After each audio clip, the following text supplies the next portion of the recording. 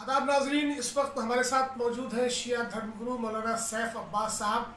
नाजरीन, जैसा कि आप जानते हैं कि प्रदेश में योगी सरकार है। लाशों पर सियासत करने वाले लोग अब इबादत गाहों और दरसगाहों और मदरसों और मस्जिदों को भी अपना निशाना बनाने लगे हैं। जैसा कि बीते कई महीनों से तस्वीरें सामने आ रही है। अब एक बार फिर से योगी सरकार की नज़र लखनऊ में स्थित मेडिकल कॉलेज के सामने सुल्तानुल मदारिस पर पड़ी है, जिसकी पहले भी ज़मीन को कब्जा किया गया और एक बार फिर उसकी तरफ आग उठाई है। इस मामले को लेकर हम सीधा रुख करते हैं मौलाना साहब की तरफ और उन्हीं से जानने की कोशिश करते हैं कि आप कुछ खास मामला।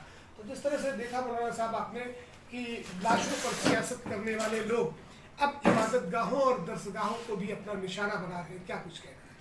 बिस्मिल्लाहिर्रहमानिर्रहीम।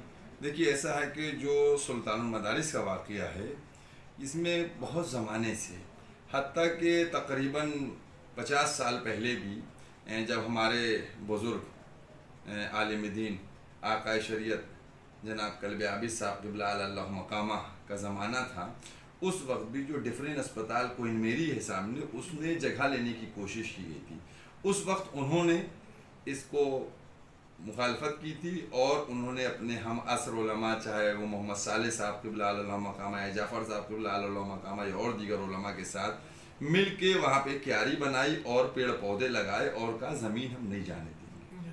उस वक़्त रोका गया। उसके बाद ये तकरीबन 15 साल पहले फिर एक दफ़ा ये हुआ कि साहब इधर की रोड चौड़ी करना है और इन्होंने मदरसे के ज़िम्मेदारान से कुछ उलमा से एक एग्रीमेंट साइन किया कि साहब इतनी जगह हमको दे दीजिए, दीवार अपनी पीछे खिसका लीजिए। उस वक़्त दीवार पीछे खिसकाई गई, लेकिन जो दुकानें बनने का वादा हुआ था, जो शराइत हुए थे, उसको पूरा नहीं किया गया। उसके बाद से ये बात मुसलसल आती रही कि यहाँ से मदरसे को कहीं और ट्रांसफ़र कर दिया जाए और ये मेडिकल कॉलेज को दे दिया जाए। अब जहाँ तक ये बात आ रही है कि मेडिकल कॉलेज को दे दिया जाए, तो भाई मेडिकल कॉलेज के पास ऑलरेडी बहुत जगह है। और एक बात ये आपको और बताता चलूँ कि मेडिकल कॉलेज हुसैनाबाद ट्रस्ट की कुछ जगहों के ऊपर मेडिकल कॉलेज की इमारतें बनी हुई हैं ऑलरेडी, और ये हुसैनाबाद ट्रस्ट की ज़मीन है, उसके लिए है, ये मदरसे के लिए ज़मीन है। लिहाजा अगर आप चाहते हैं तो अगर आप जिस्मानी इलाज कर रहे हैं तो मदरसा रूहानी इलाज कर रहा है, लिहाजा आप क्यों उसको ख़राब करना चाहते हैं। और ये बातें आई और जो हमारे लोग कुछ थे, अरे नहीं ऐसा नहीं हो, गलत हो, जैसे कि अभी भी कुछ लोग कह रहे थे कि वो गलत न्यूज़ है, फेक न्यूज़ है। लेकिन अब की 1 जून को दोपहर के वक्त में तकरीबन 5 लोग जो अलग अलग डिपार्टमेंट से ताल्लुक़ रखते हैं, वो लोग गए। जाने के बाद उन्होंने वहाँ मुआयना किया, वहाँ फ़ोटो वगैरह खींचा। वहाँ मस्जिद मौजूद है, मस्जिद है, उसको कैसे ट्रांसफ़र कीजिएगा? ये सब बहुत अहम चीज़ें हैं। उस मस्जिद में नमाज होती है, तो वो कहने के इसको हटाया जाएगा और ये किया जाएगा। मेरा सिर्फ ये कहना है कि मदरसा जिस तरीके से आपने पहले धोखा दिया, ये मदरसे की जगह है और इसको किसी भी हालत में, और जो मैंने वीडियो जारी किया सबसे पहले वो इसीलिए किया ताकि कौम के अंदर बात चली जाए, जनता के अंदर बात चली जाए, क्योंकि जब जनता के अंदर बात चली जाएगी तो भी जनता अपनी प्रतिक्रिया देगी खुद। और आज आप देख रहे हैं सोशल मीडिया में, चूंकि सुल्तानुल मदारिस जो 100 साल से ज़्यादा पुराना मदरसा है, जिसको हमारे बुजुर्गों ने बड़ी मेहनत और दिमाग से कायम किया था, उसको हम अपने सामने लूटने दें, ये हम बर्दाश्त नहीं करेंगे और ना हमारी कौम बर्दाश्त करेगी। इस मदरसे के पढ़े हुए लोग, मेरे वालिद भी यहीं से पढ़े थे, मेरे चचा, तो सब यहाँ से पढ़े हुए, और आज दुनिया के कोने कोने में लोग यहाँ के पढ़े हुए मौजूद है। हर तरफ से एहतजाज की सदा बुलंद हो रही है।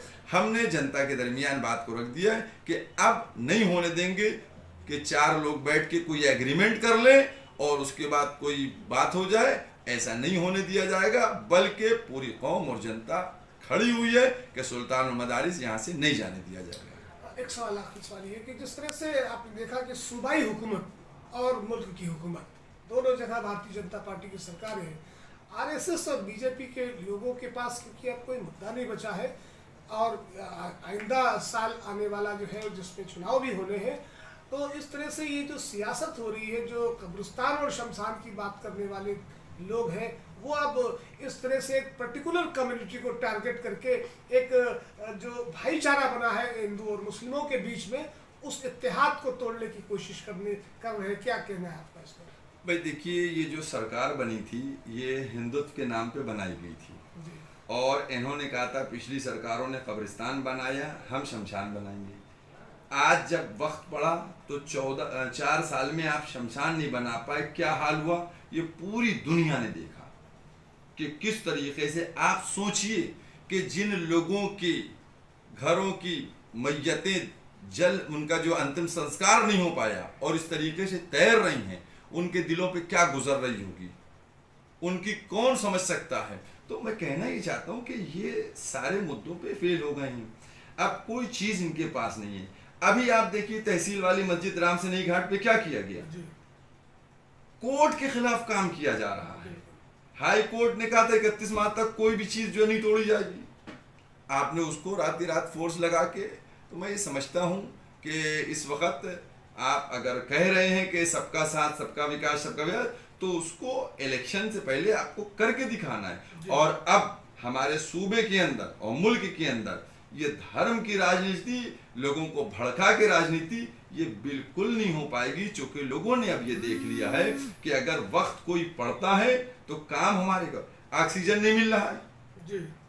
इस वक्त लोगों को ऑक्सीजन चाहिए था, इंजेक्शन चाहिए था, बेडें चाहिए थी। खुद मंत्री लोग बेडों के लिए दूसरों से मांग रहे हैं जी। तो इन तमाम चीज़ों को वो छुपा के फिर वही अपना जो धार्मिक मसला है उसको लाना चाह रहे हैं। लेकिन जनता बहुत होशियार है, उसने सब समझ लिया है। अब किसी के बहकावे में नहीं आएगी और हमारे यूपी की जो पूरी जनता है वो विकास के ऊपर और वो इत्तेहाद के ऊपर बात करेगी। बहुत बहुत शुक्रिया हमसे बात करने के लिए। नाज़रीन, आपने देखा कि शमशान बनाने वाली सरकार जो चिताओं को जलाने के लिए जगह भी मुहैया न कर पाई, गंगा में लाशों को तैरना पड़ा, अपनों को अपनों से जुदा होना पड़ा। ऐसी सरकार उत्तर प्रदेश की 23 करोड़ जनता का क्या हित करेगी और क्या विकास करेगी, जो धर्म के नाम पर लोगों को बांटने की काम करती नजर आ रही है और एक नफरत का जहर फिर से फैलाया जा रहा है। फिलहाल इस खास प्रोग्राम में इतना ही। दीजिए शकील सिद्दीकी को इजाज़त।